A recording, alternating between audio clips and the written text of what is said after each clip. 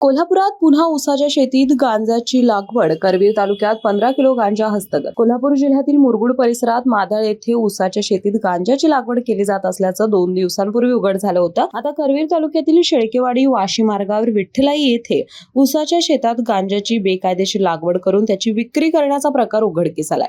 स्थानिक गुन्हे अन्वेषण शाखेच्या पथकाने कारवाई करत तब्बल 15 किलो वजनाचा गांजा जप्त केलाय. जप्त केलेल्या गांजासह 1,50,000 रुपये किमतीचा मुद्देमाल हस्तगत करण्यात आलाय.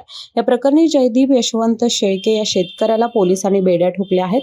कोल्हापूर जिल्ह्याचे पोलीस अधीक्षक महेंद्र पंडित यांच्या आदेशावरून आणि स्थानिक गुन्हे अन्वेषण शाखेचे निरीक्षक रवींद्र कळमकर यांच्या मार्गदर्शनाखाली स्थानिक गुन्हे अन्वेषण पथकाने याबाबत माहिती मिळाल्यानंतर पोलिसांनी शेतात छापा टाकून गांजाची झाडे हस्तगत केले. ही कारवाई पोलीस निरीक्षक रवींद्र कळमकर, पोलीस उपनिरीक्षक जालिंदर जाधव, वैभव पाटील, अरविंद पाटील, महेंद्र कोरवी, परशुराम गुजरे, गजानन गुरव, अशोक पवार, राजू एडगे, योगेश गोसावी, प्रदीप पाटील, विशाल खराड, शिवानंद मठपती, अमित सरजे, नामदेव यादव, संतोष बर्गे, महादेव कुराडे, अमोल कोळेकर आणि यशवंत कुंभारे यांच्या पथकाने केले.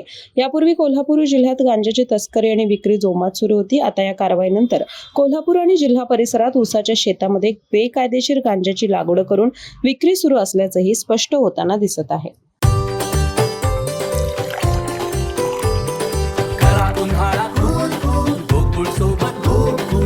गोकुळ सोबत